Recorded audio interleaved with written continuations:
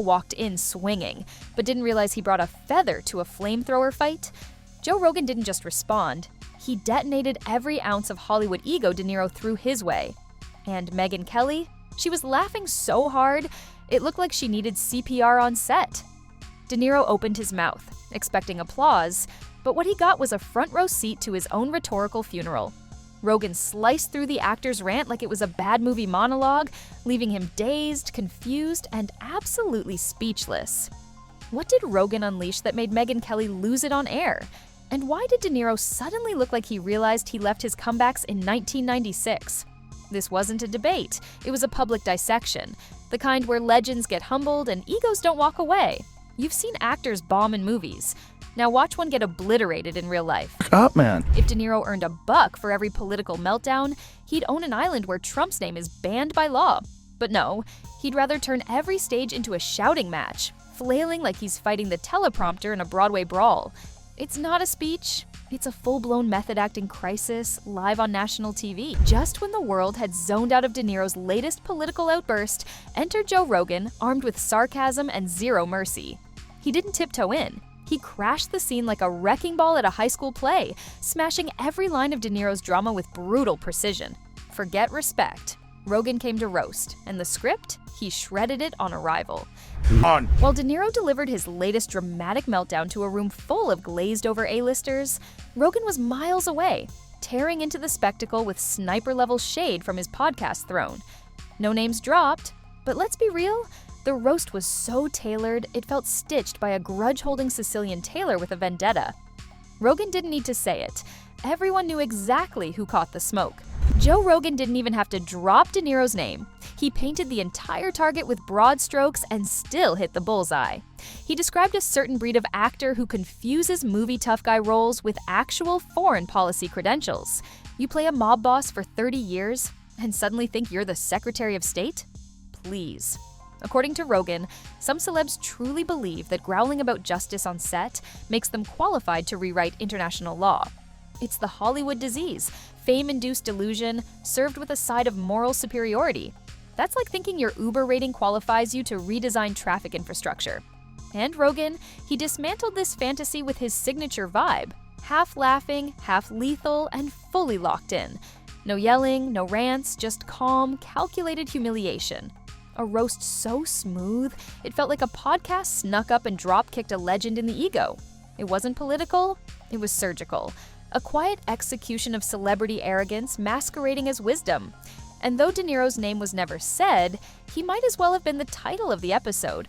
A former icon reduced to a meme, ranting at gold statues while Rogan quietly turned him into a warning sign. So Robert And then Megyn Kelly entered the chat, not with a smirk, but with the energy of a woman who's been quietly collecting ammo and just found her moment to unload. Where Rogan chuckled, Kelly carved. Cool, focused, and absolutely fed up, she didn't throw shade. She dropped the temperature in the room by 20 degrees. She didn't say De Niro's name. But come on. Hollywood blowhard mistaking an Oscar podium for a Senate hearing? Yeah, we know exactly who that roast was slow cooking. Kelly skipped the punchlines and went straight for the jugular. No jokes about past roles, no lazy jabs, just a brutal spotlight on the absurdity of actors LARPing as policy experts, all while floating miles above the real-world mess they pretend to understand. To her, it's not just embarrassing, it's reckless. These celebs don't want to serve, they want to sermonize. They crave applause without accountability and influence without insight. Award shows become soapboxes, not stages, and they don't win standing ovations for wisdom. They get them for existing, for being famous, not informed. Kelly's takedown was clinical. Less roast, more autopsy. Because to her, the real danger isn't the rant, it's the ego behind it. A-list activism wrapped in designer delusion, echoing through a crowd too polite or too paid to call it out. a little bit. It's the same tired circus. The same speeches, the same smug applause, the same elite echo chamber clapping like trained seals at a TED Talk. But Megyn Kelly wasn't about to let another Hollywood sermon slide. She sharpened her knives and went straight for the sacred cows. No sugarcoating, no soft jabs. She exposed the absurdity of millionaire actors preaching justice from golden stages, then retreating to their gated palaces with security teams and champagne fridges. It's not just tone deaf, it's a full-blown fantasy. Her core message? Authenticity still matters.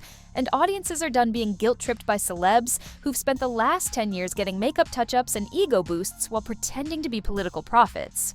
Because when the lights dim and the applause fades, all that's left is a former movie tough guy shadowboxing imaginary villains, like he's still on set.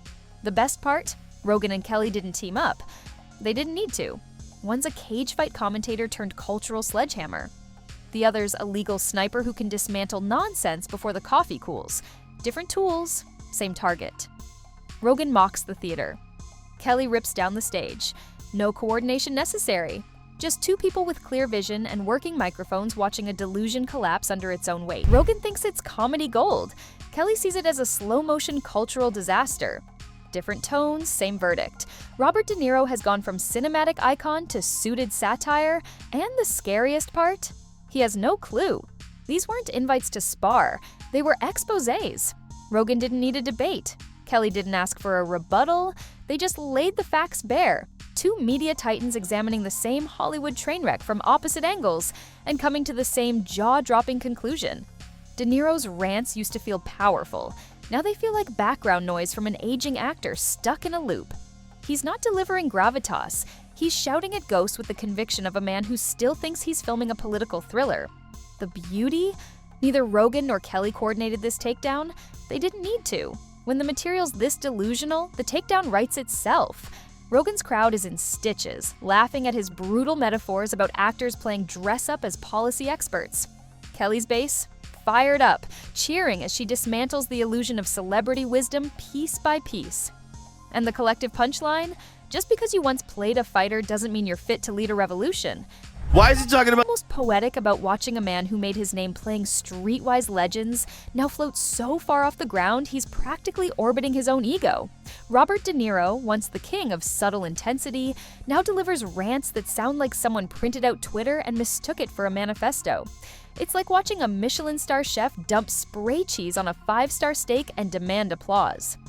And if there's one thing Joe Rogan and Megyn Kelly both agree on, even from opposite ends of the media galaxy, it's this: the public deserves more than tuxedo tantrums and celebrity cosplay politics.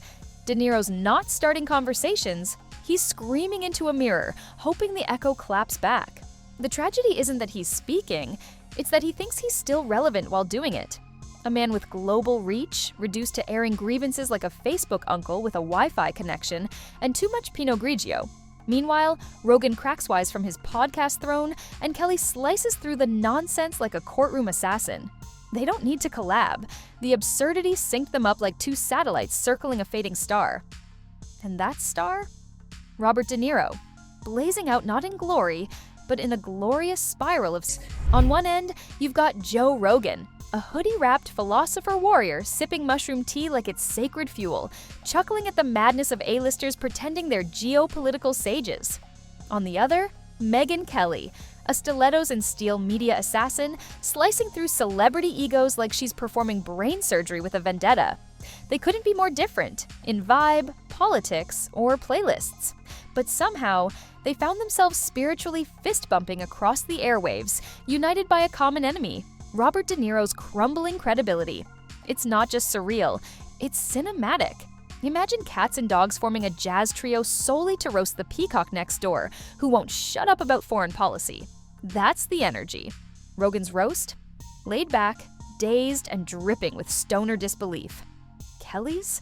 A surgical monologue dressed in designer fury, delivered with the authority of someone who's seen too many standing ovations for speeches that said nothing. They didn't need a strategy session. They saw the same fall from grace, a legendary actor turning into a tuxedo-clad tweet storm, and instinctively hit the same roast note in stereo. But here's the twist.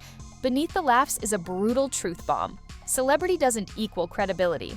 And this unlikely duet, it wasn't just a takedown, it was a warning shot. This isn't just De Niro shouting into microphones like he's auditioning for Grumpy Grandpa, the Broadway meltdown. This is a full-blown exposé on the delusion factory that is modern celebrity culture.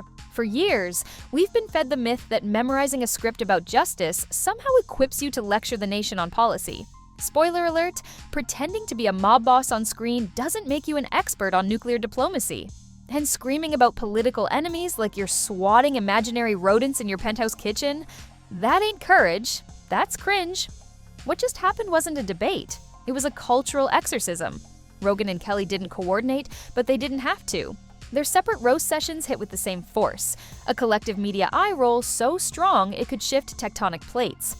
The message: we're done pretending the guy from Taxi Driver has the roadmap to economic reform. People are over it, tired of being lectured by megastars who confuse activism with Instagram captions. They'd rather get real talk from their Uber driver than endure another teary-eyed TED Talk from someone whose biggest hardship last year was their third home renovation running over budget. And that's the killer move. Rogan and Kelly didn't scream back. They didn't throw digital tantrums or toss out fire emojis like candy. They just observed, with scalpel-level precision, as De Niro flailed in theatrical slow motion. No rage required, just the quiet humiliation of a man confronting his own irrelevance. He's not the voice of the people anymore. He's the cautionary tale your group chat roasts when celebs go too far. He's the Thanksgiving uncle you preemptively mute because you already know the speech by heart. Thanks to Rogan's comedic body slams and Kelly's surgical strikes, De Niro has officially crossed into the most unforgiving territory of all. He's not feared, he's not revered, he's just pitied. That's the real burn. Not the memes, not the mockery, but the dawning, brutal realization that the crowd he once captivated is now watching for laughs, not leadership. The man who once captivated millions now feels like a rerun, a relic of righteous fury that lost the plot somewhere between the Oscars and his latest outburst. Rogan looked at the circus and cracked up. Kelly saw the same disaster and filed an intellectual restraining order. And De Niro, still backstage, practicing lines for a scene no one asked to watch. The spotlight's still on, but only because the audience can't look away from the train wreck. So, here's the final act, Bobby. If you want to be taken seriously, stop performing rage like it's Shakespeare in the Park. Because when two cultural heavyweights who never agree join forces to roast you without even naming you, it's not a coincidence. It's a verdict. And the show, it's over. But what a spectacular finale.